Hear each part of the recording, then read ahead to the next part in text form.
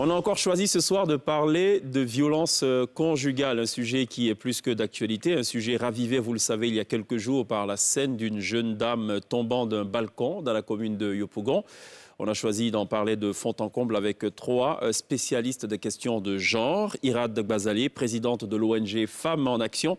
Sylvia Apata, juriste, experte en droits humains. Et Pélibien Ghislain Koulibaly, sociologue, expert en genre. On va en parler de ce sujet et de bien d'autres aspects rattachés forcément donc à cette question centrale, question plus qu'urgente. Pour le volet artistique sur la scène de la télévision, on aura beaucoup de plaisir à recevoir une jeune pousse de la musique ivoirienne qui pour l'instant est encore dans le underground, mais une voix qui vous séduira forcément, c'est Ophélia, qui sera donc live sur la scène de la télé d'ici. L'essentiel de ce que vous êtes en droit de savoir ici. Bonsoir, bienvenue.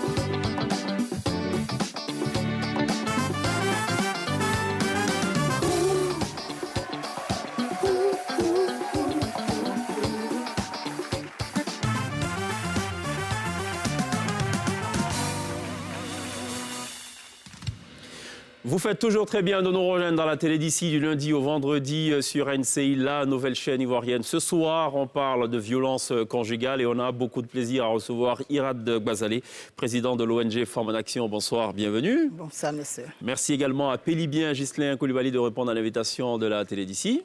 Tout le plaisir est pour moi de me retrouver sur ce plateau. D'accord. Et à Sylvia Apata, forcément, qui est finalement une sorte d'habituée de la télé d'ici. Exactement, et pour ce que j'en sais, elle est en ce moment au devant de l'actualité sur les réseaux sociaux. Oui.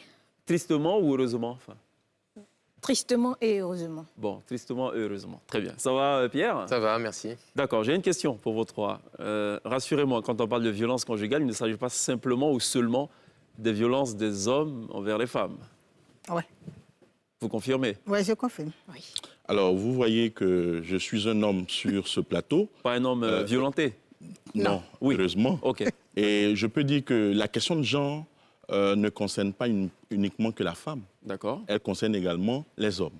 D'accord. Voilà ce que je peux dire. Sylvia Apata, on a comme l'impression, c'est peut-être une mauvaise impression, qu'elle plaide toujours pour la chapelle des femmes. Non, c'est une bonne impression. Parce que quand on prend, par exemple, on dit être spécialiste des droits des enfants, ça n'a jamais titillé. Être spécialiste des droits des personnes vulnérables, ça n'a jamais titillé. Pourquoi est-ce que ça titille d'être spécialiste en droits des femmes? D'accord. Donc, ça ne doit pas titiller. Et c'est un honneur pour moi de pouvoir, qu'on m'identifie comme ça, que ça soit en bien ou en mal. Bon, je considère que je suis sur la bonne voie parce que je porte la voix des personnes qui sont très vulnérables, qui sont violentées. Qui sont... Ben, restons sur les violences conjugales, messieurs, dames, si vous le voulez bien. Est-ce qu'on a des statistiques à disposition? Est-ce qu'on sait dire aujourd'hui le pourcentage de personnes violentées dans les ménages? Oui. Oui, si je peux. Oui. C'est qu'au niveau de l'Organisation des citoyennes pour la promotion et défense des droits des enfants, femmes et minorités, dont j'assure le secrétariat exécutif, nous avons mené une enquête de sondage des populations dans le mois de décembre 2019 qui a révélé un taux de plus de 70% de femmes victimes de violences conjugales à Abidjan. Plus de 70% de femmes? Oui. Vous êtes en train de me dire que de toutes les femmes qui sont à Abidjan, dans le district d'Abidjan, s'il y en a 10, il y a 7 qui sont victimes de violences conjugales. Exactement. Et encore que la violence conjugale ou les violences conjugales, il faut bien comprendre, ce n'est pas seulement les coups physiques qui sont portés. Au-delà des coups physiques, il y a la violence psychologique qui se caractérise par les injures, les rabaissements perpétuels et qui est insidieuse parce qu'on ne voit pas, c'est une violence qu'on ne voit pas mais qui fait parfois plus de dégâts que la violence physique. Et donc, justement, ce taux de 70% de femmes victimes de violences conjugales, c'est y compris les violences physiques, y compris les violences psychologiques, y compris les violences sexuelles. D'accord. dont on en parle peu. Ghislain Hirad, vous avez ces statistiques ou pas? 70%, ça me paraît quand même Oui, c'est vrai que c'est... trop élevé, non? Voilà, c'est une étude que son organisation a faite. Oui. Mais il ne faudrait pas que ça puisse vous étonner. Ah bon? Oui, ça ne doit pas pouvoir vous étonner. Vous êtes en train de me dire que toutes ces belles femmes pimpantes sur des hauts talons qu'on voit en ville Oui, mais avec des sacs qui coûtent cher oui, malheureusement. sont victimes de violences. Oui, malheureusement, parce que moi, au niveau donc de mon organisation, c'est ce qui même a poussé que nous se sommes créés notre ONG Femmes en Action. D'accord. Je suis plus ou moins en contact permanent chaque jour avec des femmes qui sont battues. Donc voilà, je confirme. Voilà. D'accord. Ghislain?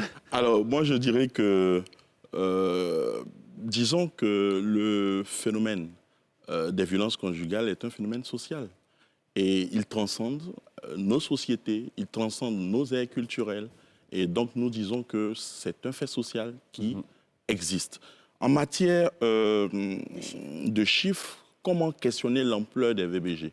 Nous sommes en Côte d'Ivoire, je vais... Violence basée sur le genre, VBG. Oui, violence basée sur le genre, considérée comme un acte perpétré sur autrui, sur la base de stéréotypes ou sur la base du sexe.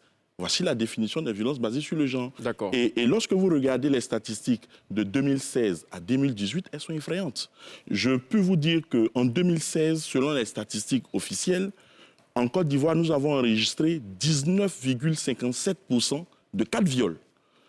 Toujours en 2016, 3,82% de cas d'agression sexuelle, 23,78% de cas de violence physique, 3,33% de cas de mariage forcé et 29,62% de cas de déni de ressources et d'opportunités. Et enfin, 19,63% de cas de violence psychologique et émotionnelle dont parlait tantôt ma collègue d'à côté. D'accord. En 2017, les statistiques sont encore là. Et en 2018, nous avons pu avoir, en termes de pic, 26,50% de cas de déni de ressources et d'opportunités. C'est quoi les dénis de ressources? Alors, lorsque, par exemple, une dame, sur la base du chantage, par exemple, ne peut pas avoir accès aux ressources économiques pour accroître son pouvoir économique, bien entendu, dans la relation qui est fortement inégalitaire, elle est vulnérable.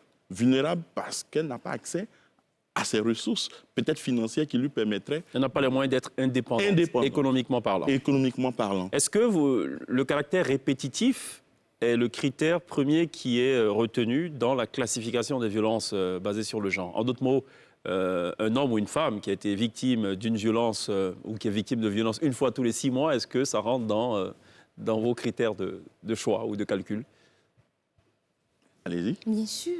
Bon, Sylvia, c'est clair que si on se tourne vers elle, il ne faut jamais toucher. Bon, elle, ça, c'est clair. Mais bon, allons-y.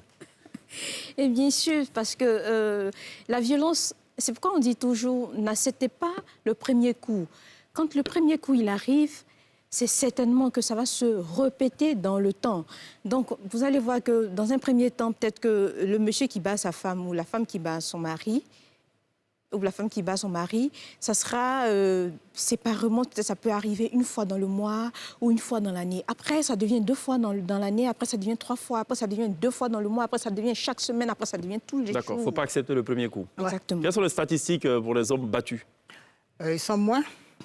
Alors, Bon, là, je n'ai pas de statistiques. Bon, vous voyez, voilà, c'est totalement... Moi, je passe ma pense Pierre, hein, tout de suite, quand on a parlé des femmes, tout le monde a donné des statistiques. Non, Voilà. non, mais les hommes, non. je ne sais C'est vrai que peut-être nous, on n'a pas fait de recherche dessus Oui, au niveau mais de notre organisation. On dit la même chose. Hein. Voilà. On dit la même Mais chose. Pour les hommes, D'accord. ça n'intéresse pas, c'est pas grave. Alors, moi, je Ghislain, peux vous dire que on parle bien de violence basée sur le genre, c'est-à-dire qui touche à la fois les hommes et les femmes. Mais en termes de proportion, D'accord. en termes de proportion, vous constaterez que les filles et les femmes sont beaucoup plus exposées à ces violences qui peuvent être des violences psychologiques et émotionnelles, qui peuvent être des violences physiques, mais qui peuvent être également, malheureusement, des cas de viol.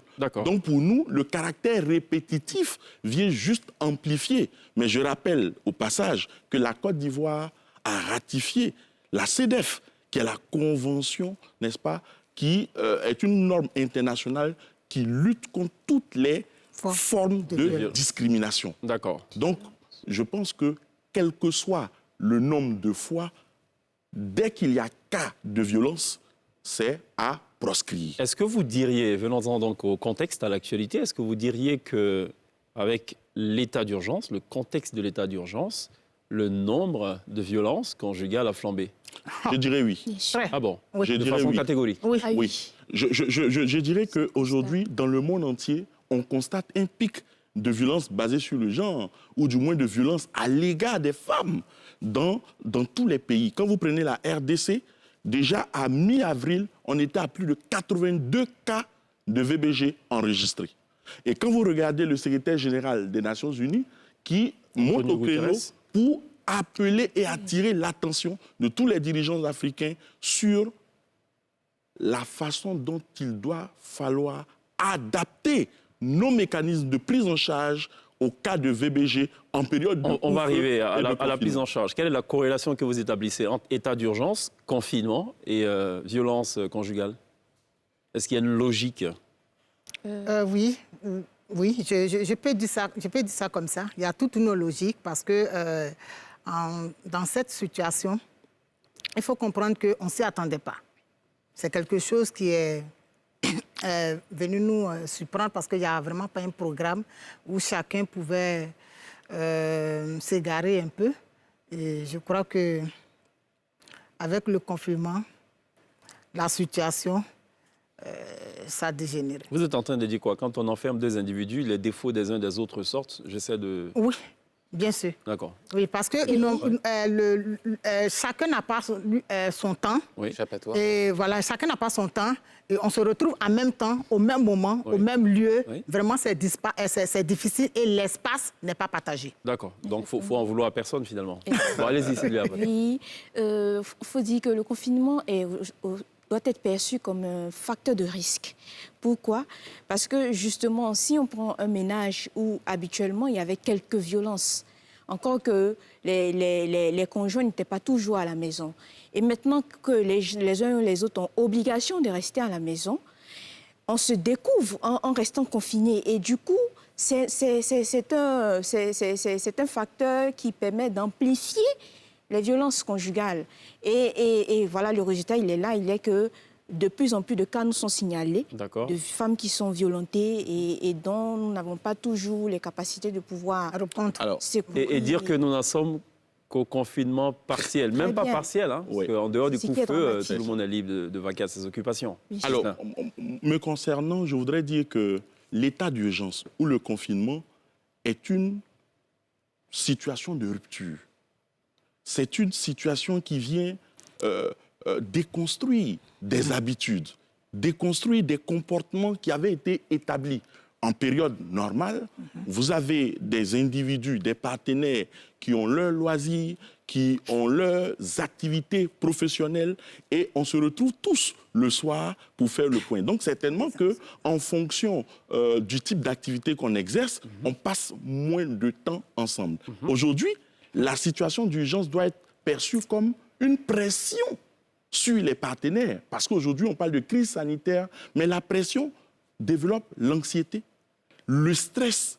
Et lorsqu'on se retrouve dans un même espace, sans pouvoir se mouvoir, on a ici une perte de liberté. D'accord. Et donc, cette perte de liberté peut aller à une crise, généralement, peut-être de confiance, qui pourrait se manifester par des disputes, par des violences verbales, et pourquoi pas aller d'escalade en escalade vers des violences physiques, comme on l'a vu. Absolument. Comme on l'a vu notamment à Yopougon, il y a de cela quelques jours et ça a alimenté l'actualité dans les médias et évidemment sur les réseaux sociaux. Est-ce qu'on en sait un peu plus, Pierre? Alors oui, on l'a vu partout. Je pense que c'était pas possible d'aller sur Internet ce week-end sans voir cette fameuse vidéo. Donc très alarmante. Vidéo filmée par le voisinage. Donc on aperçoit, comme vous le rappeliez, une jeune dame tombée du 2e étage d'un immeuble. Ça devient viral. Et les posts sur Internet vont se multiplier. On en parle beaucoup de cette vidéo, de ce qui serait un cas de violence conjugale avec une fin dramatique. Donc cette femme qui chute. Et tout le monde va se saisir de ce ce combat, donc féministes, défenseurs des droits de l'homme, enfin presque toutes les personnes qui ont du bon sens et qui ont été touchées par cette vidéo, même si on a pu lire parfois des commentaires qu'on ne va pas relever ici, qui sont un peu douteux. Bref, le dossier était prêt pour devenir un cas national, une référence pour la jurisprudence, si on peut dire ça. Sauf que l'affaire a pris un tournant quand même assez inattendu parce que, interrogé par la police, le conjoint a nié avoir battu sa compagne, des propos qui ont été corroborés par cette dernière. Donc on a même vu une vidéo sur Internet où il semblait que c'était cette dame-là qui plaidait pour qu'on relâche son mari, donc qui est aux mains des autorités, même si les voisins interrogés affirment le contraire, donc dans plusieurs reportages qui sont passés sur d'autres chaînes de télé. Et très vite, Internet, donc, qui était devenu le premier allié de cette dame, s'est désolidarisé. Donc beaucoup de gens ont regretté s'être saisis de l'affaire. Il y a eu des moqueries, des parodies même d'humoristes. Et donc le premier allié, finalement, devient le premier ennemi. Et je voulais profiter du fait qu'on ait un sociologue en plateau pour poser la question de savoir est-ce que ce phénomène et surtout les réactions qu'on a vues sur Internet se transposent à la vraie vie quand une femme victime prétendument de violence se désolidarise des gens qui essaient de l'aider et dit qu'au final, rien ne s'est passé. Est-ce que c'est pareil? Oui, alors je dirais que ce n'est pas un fait nouveau. Ce n'est pas un fait nouveau.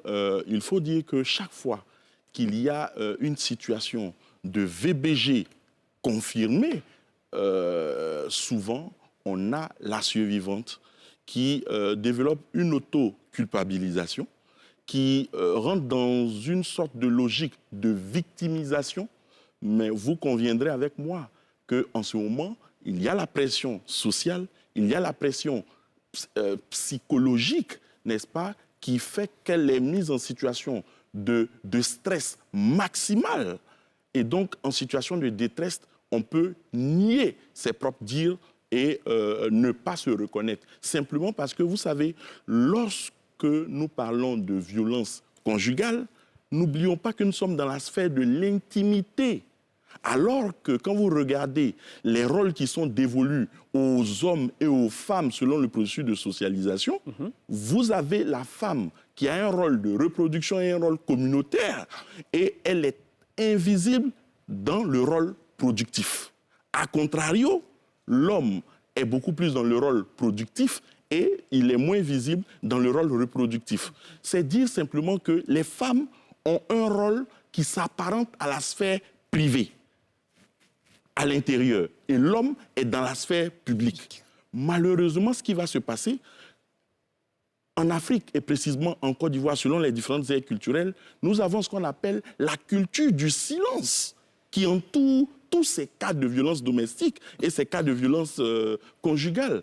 Cette culture du silence fait que la femme a peur d'être stigmatisée, mais elle a peur qu'on déconstruise ses rapports sociaux, non seulement avec le cercle familial restreint, avec le cercle familial élargi, avec la communauté. Est-ce que c'est une réponse au fait qu'on dise mais on te frappe, on te bat, qu'est-ce que tu fais là-bas? Pourquoi tu ne vas pas? Pourquoi tu quittes pas ce... Est-ce que vous savez que dans nos sociétés, on a vu nos mamans dire à leurs jeunes filles: tu penses que depuis que je suis avec ton père, il ne me frappe pas? Il faut tenir, il faut accepter. Une femme doit pouvoir respecter son mari. Parce que justement, on est dans une sorte de statut inégalitaire entre l'homme et la femme, et les normes de patriarcat ou les idéologies ou l'idéologie patriarcale va faire fonctionner la société de façon hiérarchique. L'homme est le dominant, l'homme est l'autorité et la femme doit faire preuve de soumission. Et c'est pour cette raison que Simone de Beauvoir disait: on ne naît pas femme, on le devient. On le devient parce que le biologique ne va pas conférer un comportement ni des attitudes à une personne. C'est le processus de socialisation qui permet de transférer des valeurs, et ce sont ces valeurs qui vont intérioriser la capacité à faire front face à son partenaire dans un foyer ou pas. D'accord, mais pour revenir encore une fois à la chronique de Pierre, donc à ce sujet d'actualité, le Conseil national des droits de l'homme a mené sa propre enquête et est arrivé donc à la conclusion qu'il n'y a pas du tout eu violence conjugale. La femme était plutôt en état d'ébriété. Je peux vous lire d'ailleurs, hein, verbatim, si vous le voulez bien. Alors, selon les informations issues des 4 entrevues relatives à l'incident, mademoiselle Cassie Sandrine soupçonnait son compagnon d'avoir des liaisons avec d'autres femmes. Après avoir consommé plusieurs quantités d'alcool à l'extérieur et à l'intérieur de son domicile, elle était en état d'ébriété avancée.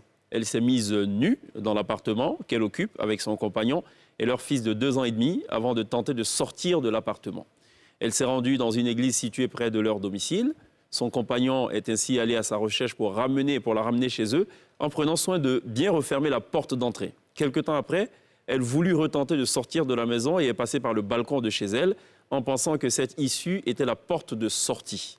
Son compagnon s'est empressé de la repêcher, mais n'a pas pu empêcher sa chute, comme nous pouvons le constater sur les vidéos du voisinage. La victime, mademoiselle Cassie, âgée de 24 ans, ouvrière dans une usine de parfumerie, a été récupérée par le SAMU et transportée à l'hôpital. L'organisation bénévole de premiers secours a assuré les frais médicaux et l'a transférée de l'hôpital vers une clinique pour lui faire passer des examens médicaux, IRM et radio. Les résultats des examens sont satisfaisants, son état de santé est stable, aucune lésion n'a été détectée. Et le mari, donc, en gros, les témoignages des voisins qui entendaient donc des éclats de voix, c'était pas de la violence, mais c'était plutôt la dame qui se mettait nue et qui essayait donc de sortir de chez elle, mano militari. En gros, voici un peu les résultats du constat qu'a pu faire donc le Conseil national des droits de l'homme pour ce cas spécifique. Voilà. OK. Si je me permets... Permettez-vous? D'accord. Je ne vais pas juger cette dame-là.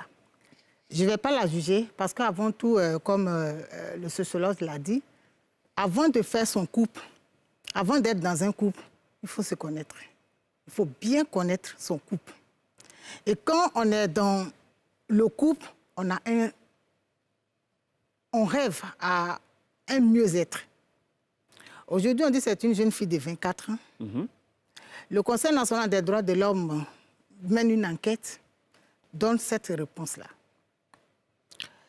Moi, ça me peine un peu, parce que, en tant qu'une institution, il devait pouvoir attendre.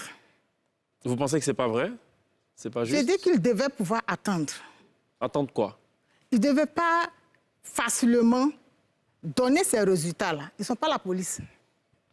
Oui, mais en même temps, vous savez que sur les réseaux sociaux, chacun y allait de son commentaire et tout. Normal. Donc, fallait tout de suite... C'est ce que j'ai dit, les réseaux sociaux, pour nous, c'est Oui. normal. On doit pouvoir réagir. Oui. C'est vrai qu'on a pris la bonne dame. On l'a envoyée à l'hôpital. Ils ont pris son mari, on l'a laissé au commissariat. Mais qu'on attende. C'est une enquête qu'on monte. On est pressé. Les faits ont eu lieu le vendredi. Oui. Nous sommes samedi, dimanche. Même à la police, quand tu fais quelque chose, qu'on doit te déférer, c'est le lundi, on attend. Merci.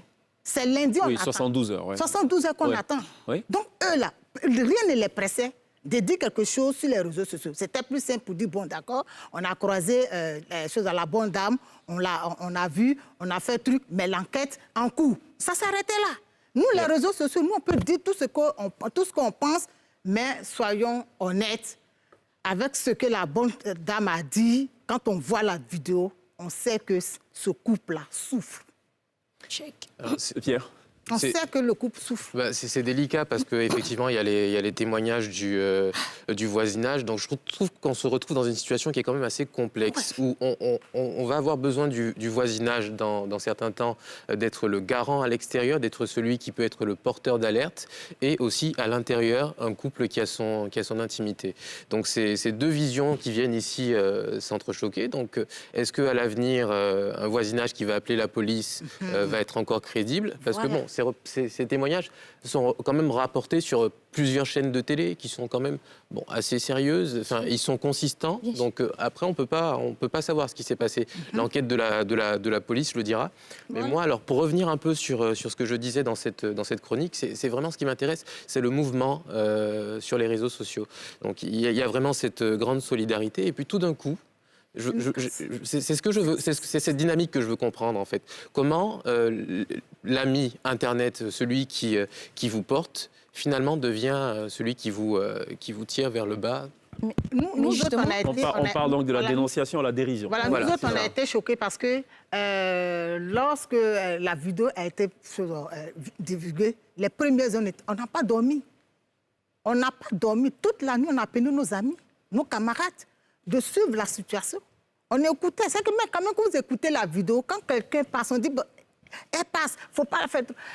Quand tu regardes même la vidéo, dans les dires, pour quelqu'un qui doit sauver une personne, le monsieur qui doit pouvoir sauver sa femme, Continuez. qui est en bas, Dessus.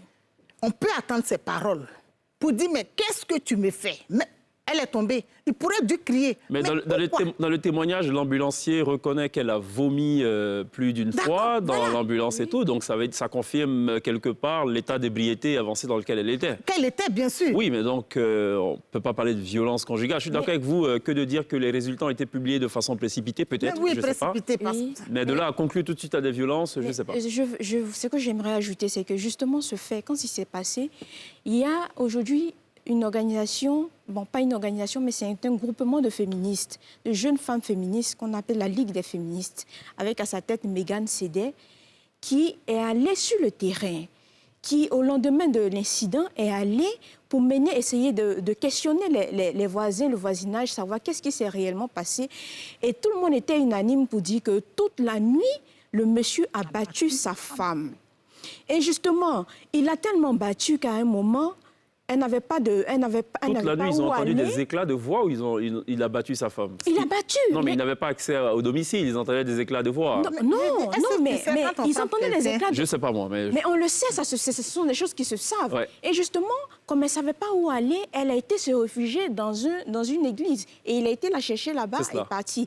C'est pour dire que quoi, quelque part, ça nous permet d'ouvrir une brèche sur l'insuffisance en matière structurelle que nous avons, en matière d'infrastructure, qui est un centre d'hébergement. Ça, pour le moment, nous n'avons pas. On va en parler. On n'en On va en va pas. parler tout à l'heure. Et pour en revenir au fait Oui. qui s'est produit, ce que je voulais ajouter, c'est que généralement, les gens ne comprennent pas que la violence conjugale, c'est un cycle.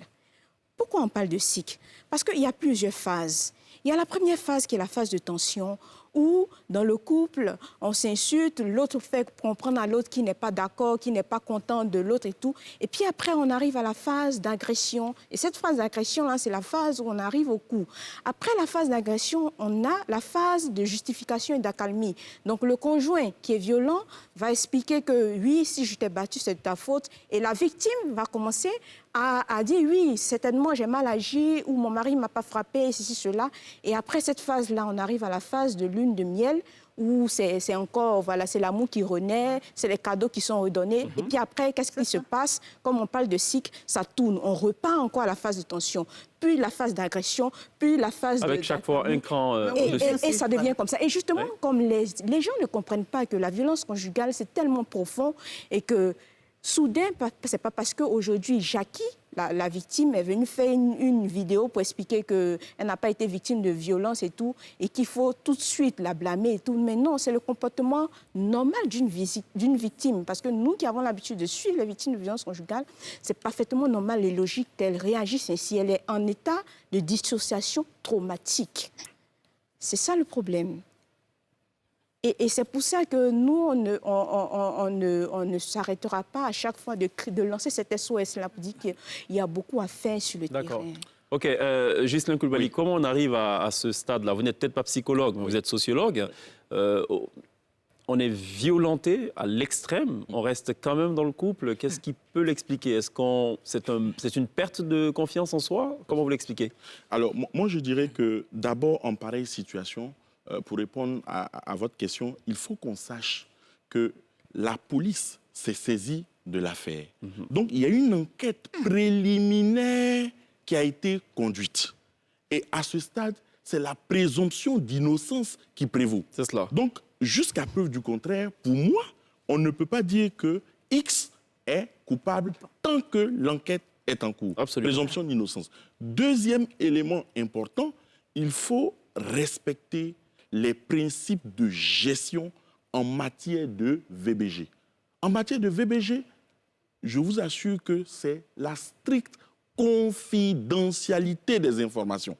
On ne peut aucunement aller faire l'écoute sans être professionnel, Si vous n'êtes pas un professionnel en la matière, vous faites l'écoute, ça peut donner le résultat que nous avons. Une dame en situation d'auto-culpabilisation qui est en train de se victimiser. Elle est en état de choc, de stress, et la pression sociale et psychologique aidant, elle n'en peut plus. Elle dit, j'étais sous l'effet de l'alcool. Effectivement, mais qu'est-ce qui déclenche le processus d'alcoolisation? Bon, on en saura certainement un peu plus dans les jours et les semaines à venir.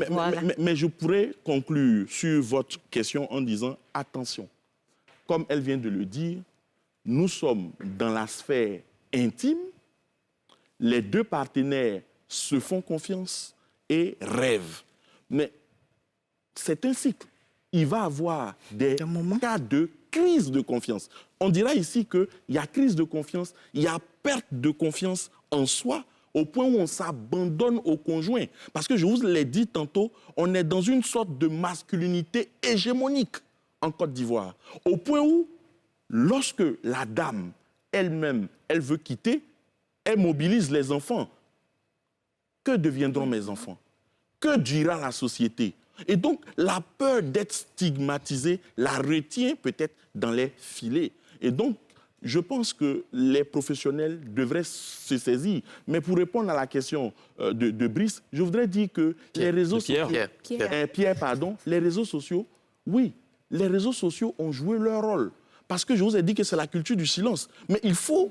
Et il est temps qu'on brise le silence. Que la communauté joue son rôle. Je propose qu'on brise le discours là maintenant. Voilà. Qu'on reste quelque peu silencieux le temps de 30 secondes. On va à la pub. On revient dans quelques petits instants. Merci.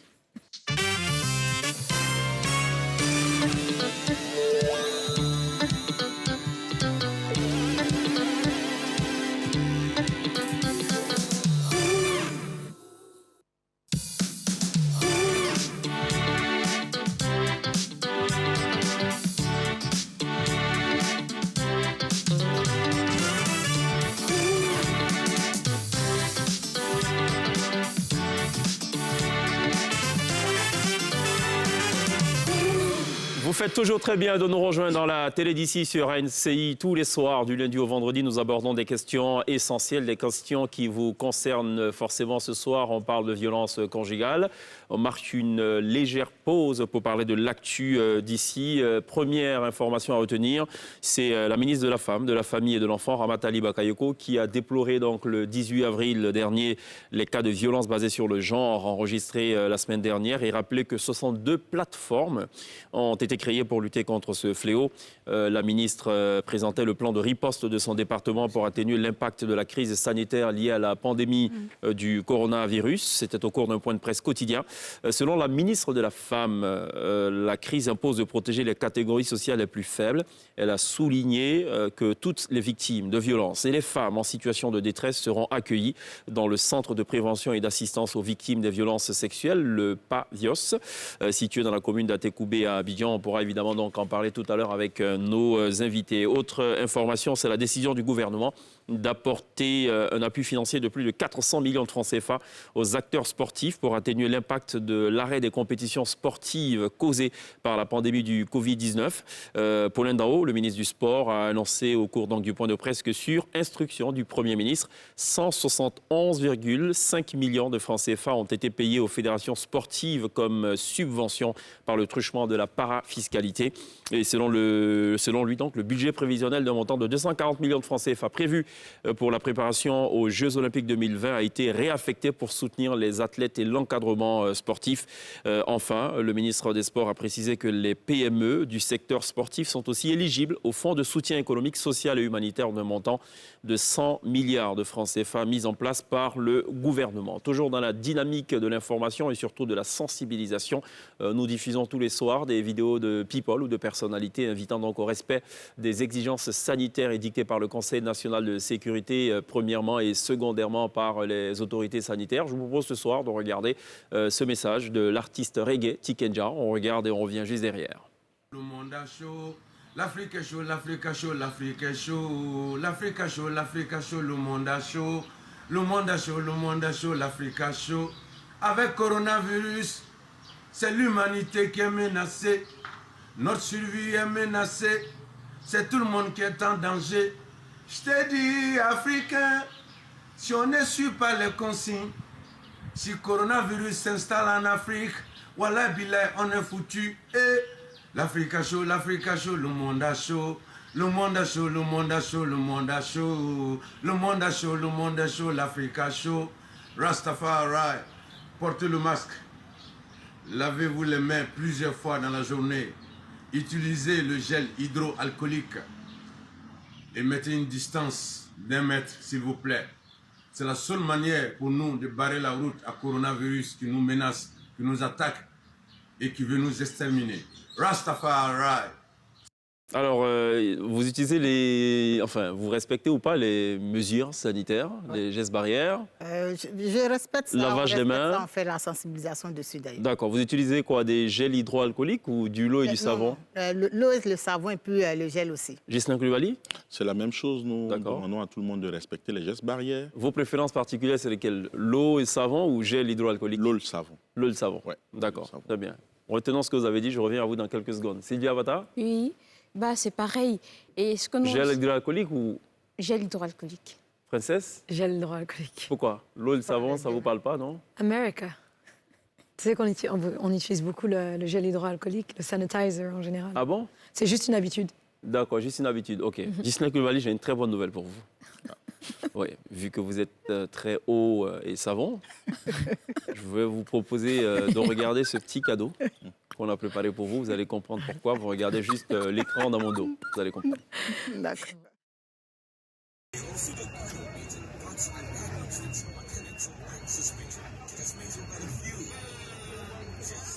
Est-ce que vous comprenez ce qui se passe?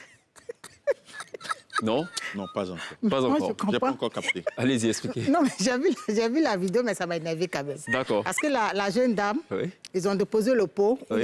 il y a l'eau dedans. c'est ça. Elle a enlevé le couvercle Oui, et puis elle a pris sa main. oui, Elle l'a mis dans l'eau. Oui. Elle l'a lavé bien. c'est ça. Et puis Elle a maintenant, refermé. elle a Et refermé. Ghislain Coulibaly passe par derrière, il ouvre le robinet pour se laver les mains. Voilà, lui, Et il dit maintenant, qu'il vous s'est êtes lavé les mains. contaminé. Voilà. Voilà, il est contaminé. Maintenant, Parce vous que êtes c'est- contaminé. Tu revois la vidéo. Ben voilà. D'accord. C'est bon, vous voulez revoir la vidéo, tout Non, va bien? ça, c'est déjà là, il voit. J'ai tout compris. C'est fini, il ne va plus jamais se laver les mains. Bon, Alors, c'est une brebis galeuse. Oui. On va dire ça comme ça. je pense qu'il faut beaucoup de Beaucoup de- discipline c'est ça. Ouais. dans le combat qui est mené par le gouvernement ivoirien. D'accord. Alors, parlons justement de ce qui a été mis en place. Il y a des centres d'accueil qui sont prévus, notamment dans les différents commissariats. C'est quoi ces regards perplexes, hein, Alors, mesdames? mais vous êtes en train de parler, on écoute. Bon, j'ai fini de parler, allez-y. Vous en pensez quoi? Non, en fait, C'est fonctionnel? non, je vais être réaliste. Oui. Bon. Les centres d'écoute, il y en a. Il y en a. Mais est-ce qu'en temps normal, c'est bien fait? Mais je vous pose la question. Si Mais vous, mettez un maire devant vous qui est une spécialiste des questions de genre, de Oui. défense des droits de la femme et tout, Voilà, donc... vous devez moi, je être en sais- même de nous donner la voilà, réponse. je sais que vraiment les centres d'écoute existent. Oui, Il y en a. oui. Mais c'est dans l'application... Est-ce que c'est voilà, bien des centres appliqué? d'écoute. Voilà, Oui c'est- ou non? Ah, vous ne savez pas. Non, voilà, je ne sais pas. Je Bon, ne sais pas, d'accord. mais je Donc, pourrais dire- oublions ce qu'a dit. c'est un peu Allez-y. D'accord. C'est bien un peu appliqué ou d'écoute pas? dessus. Tout va bien dans les commissariats, notamment pour cette période justement, d'état d'urgence? Justement, on nous parle de points de... Il y a des centres Des centres d'écoute, d'écoute et puis aussi il y a des bureaux gens. Oui, les Les bureaux bureaux gens. gens dans les commissariats. c'est cela. Bon, moi, il m'est plusieurs fois revenu, parce que j'ai des victimes que nous suivons, il est plusieurs fois revenu, que des victimes sont allées dans des commissariats, notamment pour saisir les bureaux gens, bah, c'était pas fonctionnel. C'était pas fonctionnel.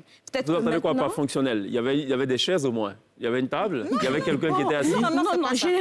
Généralement, ce sont des personnes qui ont reçu des formations Oui. et qui sont chargées D'accord. d'accompagner les victimes. Donc en quoi est-ce que c'est pas fonctionnel? Qu'est-ce que vous entendez par ce n'est pas fonctionnel? Bah, Bon, moi, parfois, on ne trouve même pas à qui s'adresser. Est-ce Oui. qu'elles prennent réellement les requêtes? Bah, mais il faut d'abord trouver la personne qui à est qui chargée s'adresser. de ça pour pouvoir enregistrer les requêtes. On ne trouve pas. Bon, tout à l'heure, on nous parlait du centre Pavio, du centre d'hébergement Pavio qui se trouverait À Técoubé. Técoubé. Oui. On a mis 2 Pas mois. plus tard que la semaine dernière, il y avait une victime qui est violentée dans son foyer et qui habite à Bobo. Et du coup, justement, moi, j'avais aussi entendu parler du centre Pavio et j'ai essayé de pouvoir joindre le centre Pavio. J'ai appelé le ministère, on m'a renvoyé vers le CNDH. J'ai appelé le numéro du CNDH, je n'ai eu personne. J'ai essayé de voir où est-ce que se trouvait ce centre Pavio, justement, parce qu'il y avait un cas d'urgence sous la main. Je n'ai vu personne. Et ça, je le dis, et j'endosse toute la responsabilité et je dis que je n'ai vu personne. Nous n'avons pas été situés. Où est-ce que ce centre Pavio se trouve réellement en Côte d'Ivoire, sinon à Tékoubé? OK. Donc, si vous, les défenseurs militants des droits des femmes, vous ne savez pas où c'est situé, le citoyen lambda, c'est un peu compliqué. Voilà. En français facile, bien résumé, quoi. Exactement. On fait un mash-up et on sort ça comme ça, d'accord, pour bien comprendre. Très bien. La police a mis aussi à disposition du grand public des numéros de téléphone d'urgence qu'il faut donc appeler en cette période particulière de l'état d'urgence. Est-ce que c'est fonctionnel? Est-ce que... Oui, ça c'est fonctionnel. Justin Coulibaly? OK. C'est fonctionnel. Très bien. Moi, je voudrais dire que il faut dire au niveau politique et stratégique, l'État de Côte d'Ivoire s'est doté d'un document de stratégie nationale de lutte contre les violences basées sur le genre en Côte d'Ivoire. Et il y a une entité opérationnelle qui est le Comité national de lutte contre les VBG. Et il y a des mécanismes. Il y a, la ministre a dit 62, donc 62 plateformes VBG qui sont installées sur l'ensemble du territoire. Mais je peux vous dire que ces 62 plateformes sont animées par des acteurs étatiques. Alors, quand on parle d'acteurs étatiques, voyez le corps médical, voyez les forces de défense et de sécurité, donc la police, la gendarmerie, voyez également les psychologues, voyez les communautaires, parce qu'il y a des religieux, il y a des leaders d'opinion. Donc, tout cela participe. Toutefois, il faut remarquer que ces plateformes n'ont pas de fonds d'urgence. Il y a quelques difficultés. Qu'est-ce qu'il faut entendre par fonds d'urgence? Alors, lorsqu'il y a un cas de VBG qui vous arrive, lorsqu'il y a un fonds d'urgence, le fonds d'urgence peut aider, n'est-ce pas, à mener les premières nécessités. Donc, vous voyez, je me rappelle... En d'autres mots, peut-être héberger la victime? Oui, il faut un fonds d'urgence et je pense que c'est une limite. Quand il n'y a pas de fonds d'urgence, que ce soit au ministère de la Femme, il devrait certainement avoir un fonds d'urgence. Parce que je me rappelle qu'il y a eu des cas de petites filles de 2-3 ans violées et la mère s'est retrouvée au ministère, au 16e. Mais c'était le branle-bas. Branle-bas parce qu'on sait qu'il existe les acteurs qui interviennent dans la chaîne, mais est-ce que les moyens accompagnent toujours? Deuxième élément, il y a des gender desks. Aujourd'hui, nous avons 32 gender desks, mais la prévision, c'est 44 gender desks. Donc, les bureaux d'écoute dans les commissariats. Oui, mais aujourd'hui, nous demandons une extension de ces gender desks un peu partout. Est-ce que les agents de police sont compétents pour traiter de ces questions? Alors, je peux répondre. Sylvia parlait tout à l'heure de formation. Oui, allez-y. Le gouvernement fait des efforts. Le ministère de la Femme fait des efforts. On capacite les OPJ, on capacite officiers de police judiciaire. Les officiers de police judiciaire, on capacite les acteurs judiciaires au niveau des tribunaux et autres, mais il y a des besoins. Il faut continuer la sensibilisation, il faut continuer à les former, parce que là où il n'y a pas de gender desk, généralement dans les commissariats, il y a des points focaux. Mais est-ce qu'ils sont compétents? Est-ce qu'ils sont des spécialistes? That is the question. Et donc, je pense qu'il faut toujours continuer la sensibilisation. Et ça me permet de dire qu'en Côte d'Ivoire, il y a un gros problème. C'est un problème de coordination des actions ou des activités de lutte contre les violences basées sur le genre. On a plusieurs acteurs... Coordination à la fois entre les structures étatiques, mais aussi les structures étatiques et société civile. Au développement et les organisations de la société civile. Il n'y a pas de coordination. Ce qui fait que, quand vous regardez la stratégie dit c'est le Comité national de lutte contre les violences basées sur le genre qui est l'entité opérationnelle. Ça veut dire qu'il faut un cadre de concertation périodique et il faut un cadre de suivi-évaluation pour collecter les données, stocker les données, analyser les données et faire en sorte qu'on puisse analyser et voir quels sont les besoins et apporter les réponses. Pour ceux qui pas extraordinaire, nous prendrons en marche seulement maintenant. On est toujours en compagnie donc de Irad Ghazali, président de l'ONG Femmes en Action. On est toujours en compagnie de Ghislain Koulibaly, qui lui est donc sociologue et expert dans les questions de genre. Sylvia Pata également, juriste experte dans les questions de genre. Et tous les trois, ces trois cerveaux, dotés donc de milliards de neurones, ne sont pas parvenus jusque-là à nous fournir des statistiques fiables, crédibles sur les violences dont sont victimes les hommes. Mais bon, on va passer. C'est pas grave. Princesse a peut-être des infos, de bonnes nouvelles pour nous? Non. Apparemment, non. Bon, Non. On va rester sans infos, c'est pas grave. Allez-y, princesse.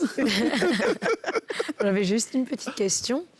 Quels sont les troubles de la personnalité ou fragilité qui sont le plus souvent détectés chez les personnes violentes, hommes ou femmes? Homme ou femme. Je laisse les deux dames et je vais Pourquoi les femmes doivent intervenir là-dessus? Bon, allez-y. Ça, c'est dangereux, ça. Bon, ce qu'on peut relever comme trouble de la personnalité, c'est d'abord la faible estime de soi. Si c'est la personne qui est violente,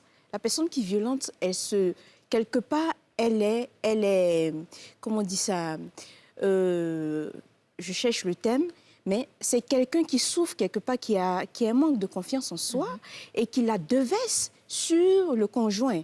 Donc, la personne qui reçoit le coup, finalement, ce manque de confiance-là, il transmet ça à la victime. Et du coup, puisque le mari violent ou la femme violente n'est pas en équilibre avec elle-même, donc c'est une manière pour elle de refouler ses émotions. Et celle qui reçoit le coup, elle, c'est une mort interne. Voilà ce qu'on peut dire comme trouble de la personnalité que peut engendrer les violences conjugales, les violences faites aux femmes. D'accord. Vous nous avez préparé quelque chose, princesse? Petite chronique. Bon, je ne vais pas citer les numbers parce que justement, ils ne sont pas Les chiffres, ok. très fiables. Bon, ça va, on est habitué Donc, depuis cette émission. Donc, je vais parler un petit peu des phases dans la chronique que vous avez citée tout à l'heure. Et justement, la spirale de la violence a été établie par Leonore Walker, une psychologue reconnue aux États-Unis qui a longuement travaillé avec des femmes battues. Et elle décrit la violence conjugale comme une succession de comportements qui, une fois installés, deviennent prévisibles. Alors, la violence peut être verbale, psychologique ou physique, comme vous le savez déjà. Et selon sa théorie, le processus se déroule en 4 phases. Les tensions, l'explosion, l'accalmie et lune de miel.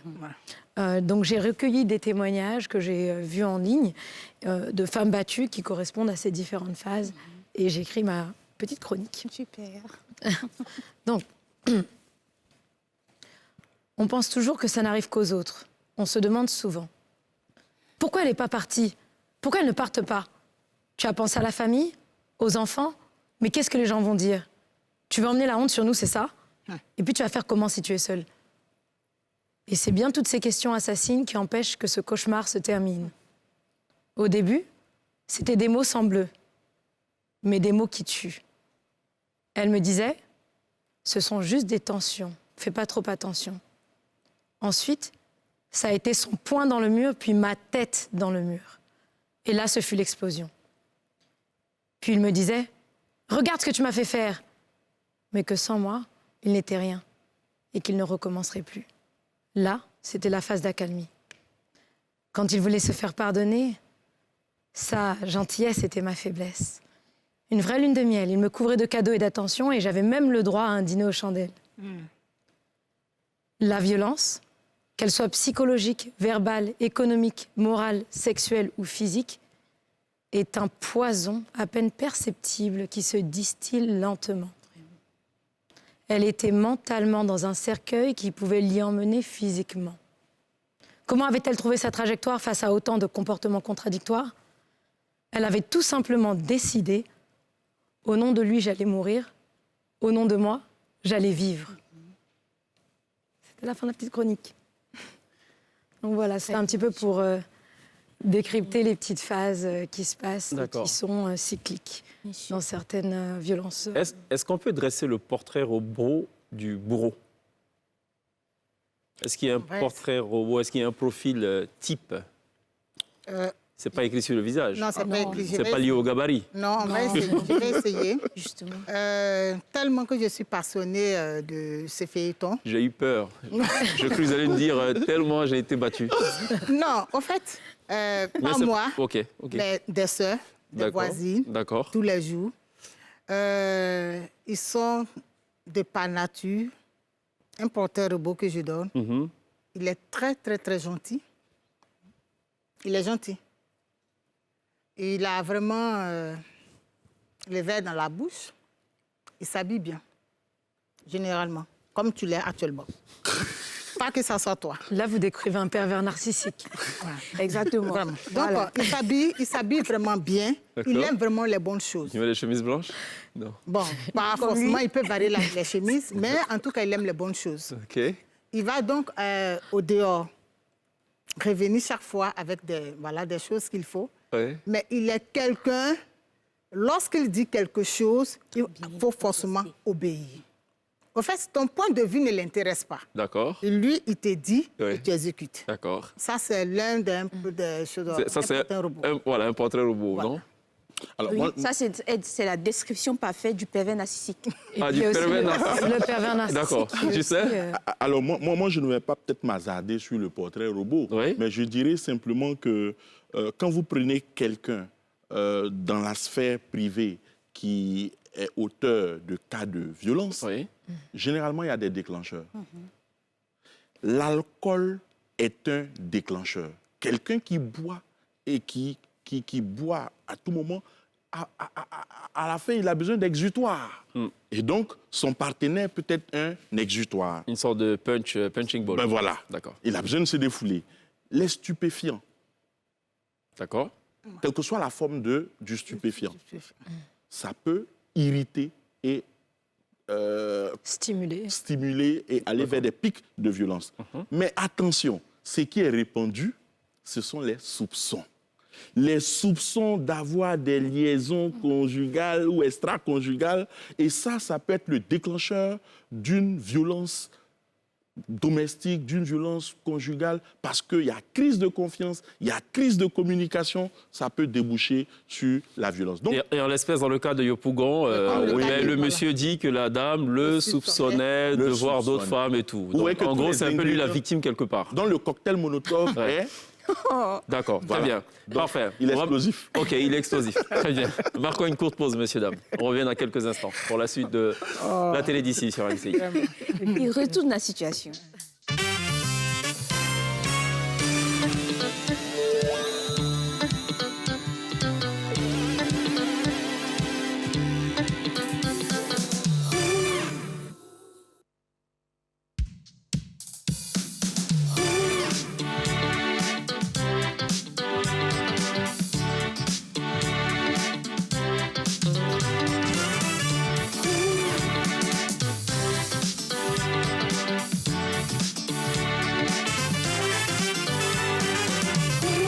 Vous faites toujours très bien de nous rejoindre dans la télé d'ici. On est toujours en compagnie de Irad Ghazaleh, de Ghislain Koulibaly et de Sylvia Patan. On parle des questions de violence conjugale. Et Princesse avait une question bouillonnante. Ah oui.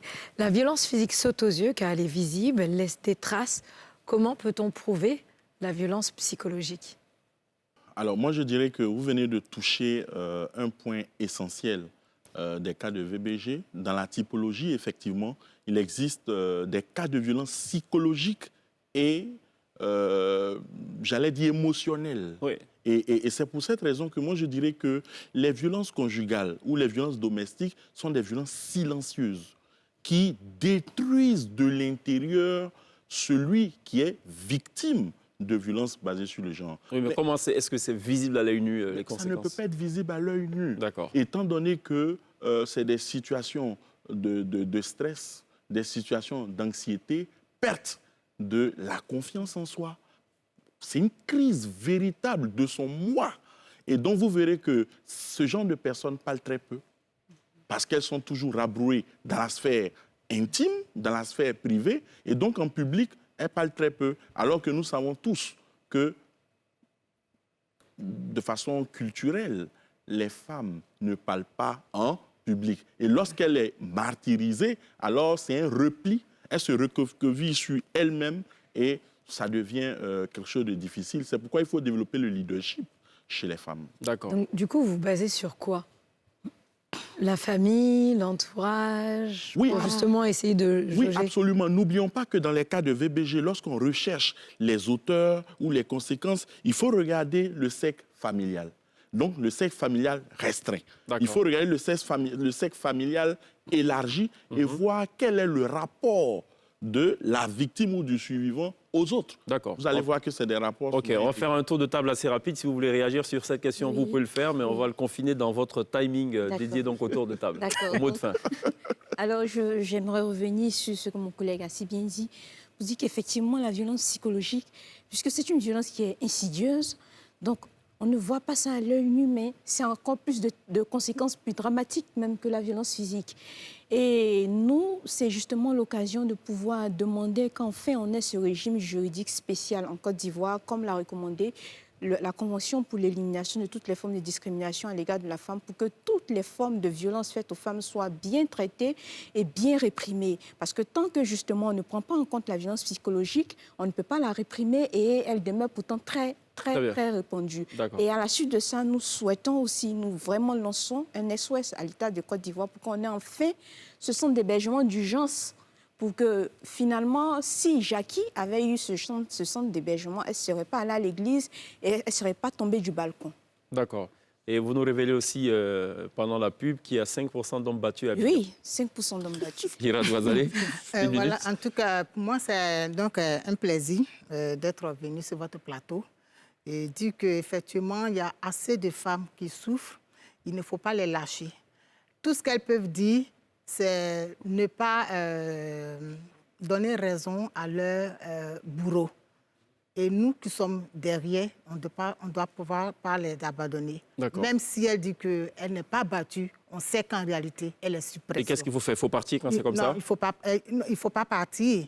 Il ne faut pas partir, mais il faut pouvoir la comprendre, aider cette femme-là. Oui, on est Et d'accord, mais on a encore dit que c'est insister. On a dit que c'est un cycle. Oui, mais insister, Ouais. effectivement, insister Ouais. encore sur ce centre-là. Parce que nous l'avons cherché pendant des mois, D'accord. on n'a pas vu le lieu. Il faut insister. Le fameux Et même- centre Pavios. Voilà, le centre Pavios. Donc, C'est basé à un temps soit Técoubé. peu, D'accord. on peut les déplacer. Oui. Juste pour un temps, je Ouais. crois qu'on pourra sauver ces femmes-là. Ghislain? Alors, dans cette période de confinement, je pense que le gouvernement gagnerait à adapter la gestion des cas de VBG.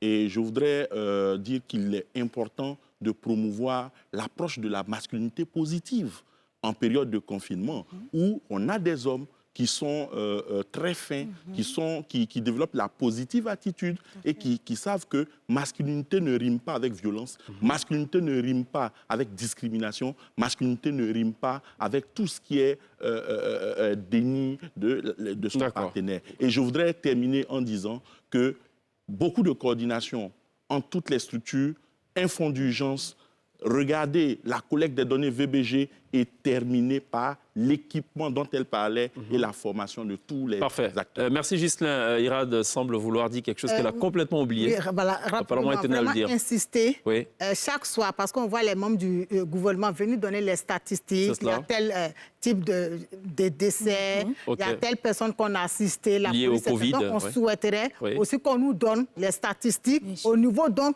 des violences.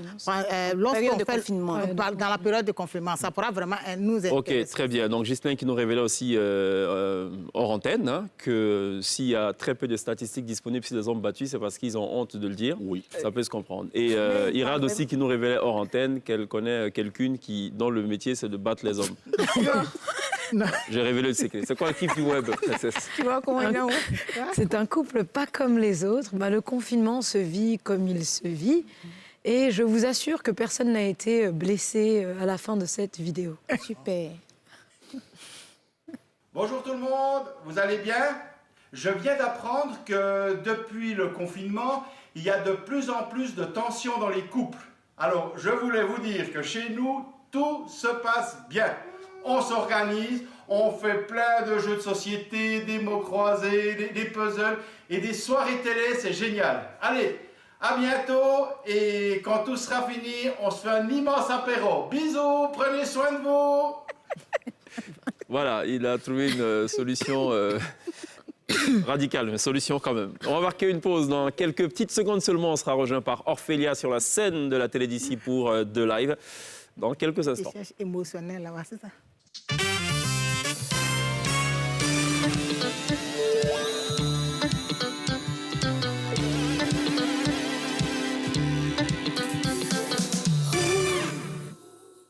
Ce sera tout pour la télé d'ici. On a eu beaucoup de plaisir à parler avec nos différents intervenants de la question des violences conjugales, singulièrement dans cette période du Covid-19, particulièrement dans ce contexte d'état d'urgence. Merci à Irad Gbazali d'être passé par la télé d'ici. Merci à Ghislain Koulibaly d'être passé. Merci également à Sylvia Apata. Merci à Princesse. On vous laisse en compagnie d'une jeune artiste amoureuse de gospel. On nous dit d'ailleurs que son quotidien est fait de musique et rien de surprenant puisqu'elle est issue d'une famille de musiciens. Ce soir, elle est l'invitée artistique de la télé d'ici sur la scène de la télé d'ici. On se retrouve demain. D'ici là, take care. Orphelia, right now, sur la scène de la télé d'ici.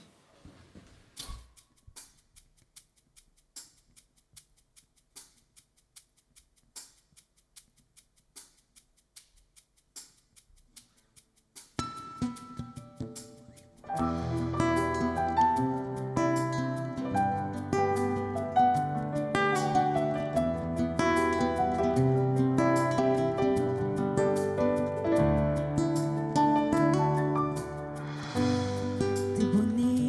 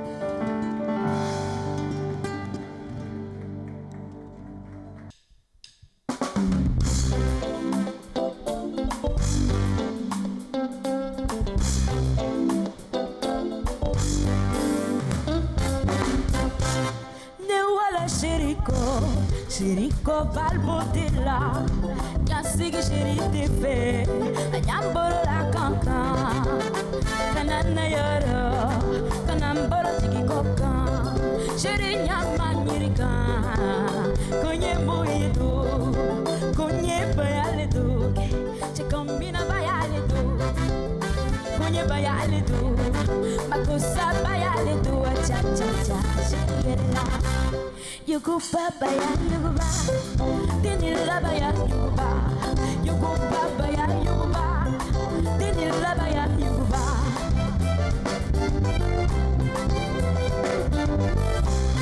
Yuguba baya yuguba, dinila baya yuguba, yuguba baya yuguba, dinila baya yuguba, suguru yuguba.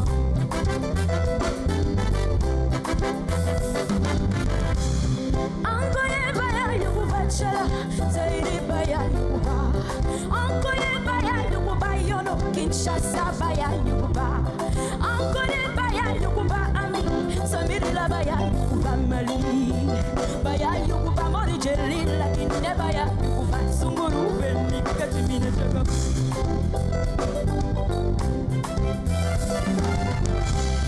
Yuguba baya yuguba, jeli la baya yuguba. Hey, sunguru beni katimine jaga.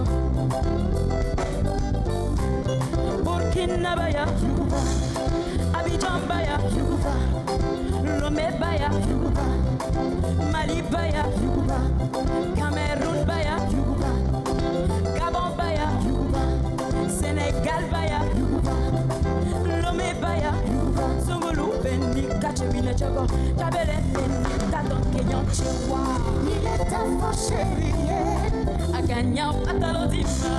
Il est ta force chérie, Aganya chemidima. Aganya chapotima. Il est ta force chérie, Aganya soulietima. Jajaja. Pamele beni tatonke dans chewa.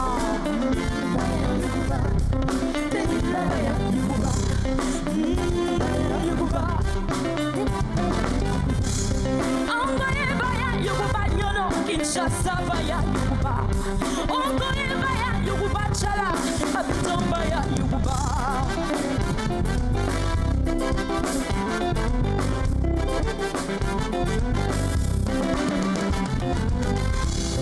Yuguba baya yuguba, oh, yuguba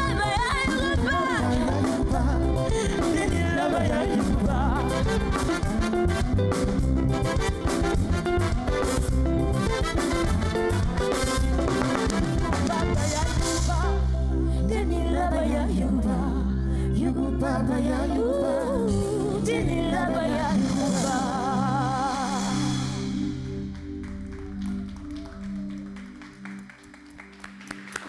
Bravo Orphélia, accompagnée de la T-Band, Andy, Daphné, Kevin, Élisée, Vivien et Geoffroy. Good job, bravo.